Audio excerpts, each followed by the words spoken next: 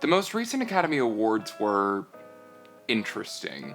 From its location in Los Angeles' Union Station, where sunlight poured in at weird angles, to its aspect ratio, to its reshuffling of the awards categories, the ceremony was a bit underwhelming. The last 30 minutes especially were just kind of odd, as Glenn Close danced Debut, which was kind of great, not gonna lie, to Best Picture not being the final award of the night. The in memoriam section was also just a bit off, as the slideshow seemed to rush through the various industry figures who've passed in the last 14 months. Even with this rush to include as many names as possible, a few missing figures stood out to me. Anne Ranking, a marvelous talent whose filmography included All That Jazz, a former Best Picture nominee that won for its tremendous editing. Jessica Walter, who, while mostly known for her television work, had some great film work as well. And Adam Schlesinger, a songwriter who received an Oscar nomination for his title track for the 1996 film That Thing You Do. Schlesinger was one of the first major entertainment industry figures to pass away from COVID-19, passing in April 2020. Upon his death, many reminisced about his various achievements, like writing Stacy's Mom with his band Fountains of Wayne, or the massive list of songs he co-wrote for the TV show Crazy Ex-Girlfriend, for which he just won an Emmy. However, Schlesinger's title track from That Thing You Do was what stood out in my mind, and many others as well, as one of his great achievements.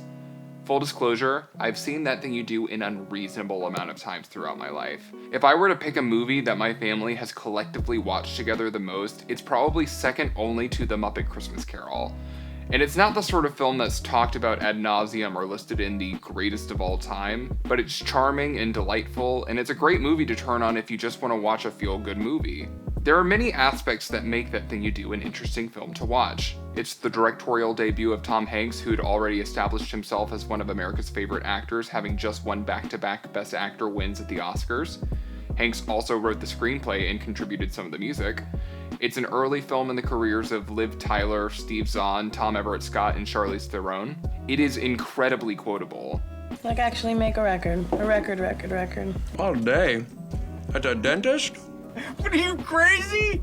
A man in a really nice camper wants to put our song on the radio. Oh, and it's fully a movie musical where the entire plot is driven by one song.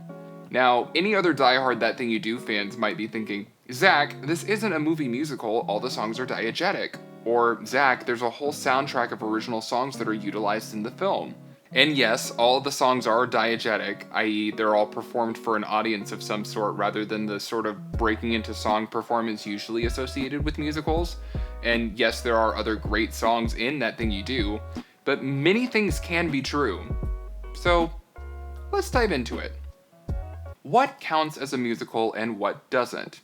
This is a question I find to be tossed around regularly. To some people, this is a musical.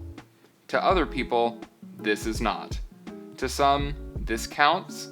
To others, this doesn't. So what then is a musical? Do the songs have to be performed non-diegetically? Does the film have to be live action? Does it have to have some level of prestige attached to it? Let's look at dictionary.com's definition of musical. Musical, a play or motion picture in which the storyline is interspersed with or developed by songs, dances, and the like. By this definition, basically any film that centers its music in any way, shape, or form is a musical. The Wicker Man? Musical. Shrek 2? Musical. Yentl? Well, okay, Barbara doesn't want it to be referred to as a musical, so I'll hold back. But, in essence, all of these films are, to some extent, musicals. The most common argument I hear is that a film is not a musical if the songs are all performed diegetically. Whenever I hear this argument, I usually bring up the 1954 version of A Star is Born. Historically, the film has been recognized as a big Hollywood musical, and is listed as number 7 on AFI's Best Movie Musicals of All Time, primarily because of how much the film centers its musical sequences and because it's clearly a vehicle for its star, Judy Garland, who was known almost exclusively entertainment-wise for her presence in Hollywood movie musicals. However, if we break down the musical sequences in A Star is Born, they are all performed diegetically. Most of them don't even have any real bearing on the plot, they're simply there to showcase Judy's exceptional, massive talent. This isn't a complaint, Truly, anyone who's met me knows that, as a gay man, my adoration for Judy Garland reaches stereotypical levels of fanatical. But I bring it up to point out the hypocrisy in how some movie musicals are or are not categorized. I mean, would you look Judy Garland in the eye and tell her that her 3-hour movie in which she performed 7 musical numbers, including a 15-minute medley, is not a musical? I dare you. You what? I double dare you. In That Thing You Do, the story is not only progressed by its music, the story is informed by its music, namely that title track. When the band wins the talent show at the beginning of the movie, it's because of the song. Yes, Guy, the drummer, ups the tempo without consulting the rest of the band, but it's still the song that gets people going. From there, they get a regular gig playing an Italian restaurant. From there, they make a record of That Thing You Do. From there, a manager buys their record and signs them. From there, they start playing higher profile gigs and get a higher profile manager that books them on a high profile tour where the success of That Thing You Do drives them to basically be the tour centerpiece. And while, yes, there are certainly character moments removed from the band entirely, most of the arc of the story revolves around the band itself and the music they're playing. So, that definition again. Musical, a play or motion picture in which the storyline is interspersed with or developed by songs, dances, and the like.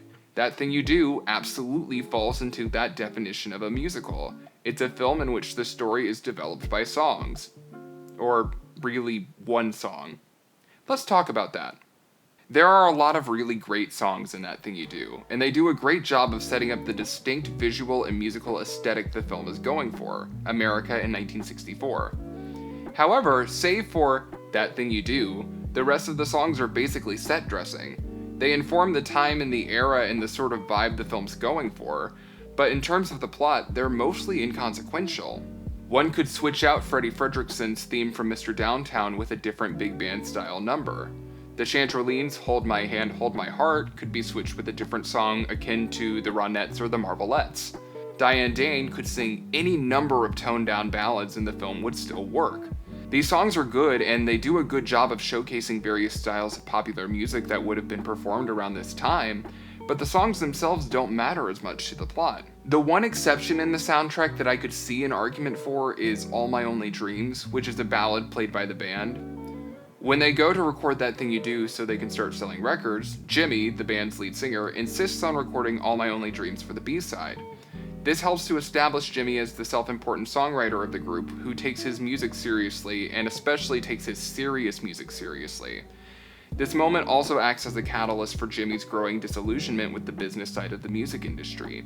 So yes, this song does have some significance to the plot. However, I'd argue that, once again, one could put just about any slow 50s or early 60s rock ballad into that slot and it'd still work. My argument for the other songs thus far has basically been, the songs are good, but they're interchangeable and not entirely relevant to the plot. One might think, okay, so That Thing You Do is clearly important to the plot, but is it interchangeable? If you're arguing that you could switch out any of these songs, couldn't you just switch out That Thing You Do? And to that I answer with a resounding no. Here's the thing. Not only does the plot rely on the song itself, but the plot relies on That Thing You Do being a song that could believably skyrocket the band to success as quickly as it does. And it is. That Thing You Do is an incredible earworm of a song that's as delightful as it is catchy. And in order for the film to work, it has to be. If I counted correctly, the song appears in some way, shape, or form 10 times throughout the film's 110-minute runtime. In order for that to work, the audience can't get annoyed with the song. And I'm sure the song is annoying to some, art is, after all, subjective, but in my experience of showing people this film, That Thing You Do being the song that makes the band successful makes absolute sense. And the band has other songs, the aforementioned ballad All My Only Dreams, as well as upbeat songs like Little Wild One and Dance With Me Tonight, but That Thing You Do is always the song that people remember, not just because it's the title of the film, but because it's a song that's so singularly fantastic that the audience doesn't mind hearing it several times throughout the film. That's part of why it was so disheartening as I was watching the Oscars and Adam Schlesinger didn't get his recognition during the In Memoriam section. His work in film wasn't exclusive to That Thing You Do. His music was featured in a multitude of movies, including music and lyrics. But the song That Thing You Do is kind of incredible in its ability to pull off the nearly impossible task of being a song that someone could still love even after hearing it several times in such a short span. In the film the song belongs to embraces it wholeheartedly, letting it drive the film in the various fun, exciting, and challenging directions it takes.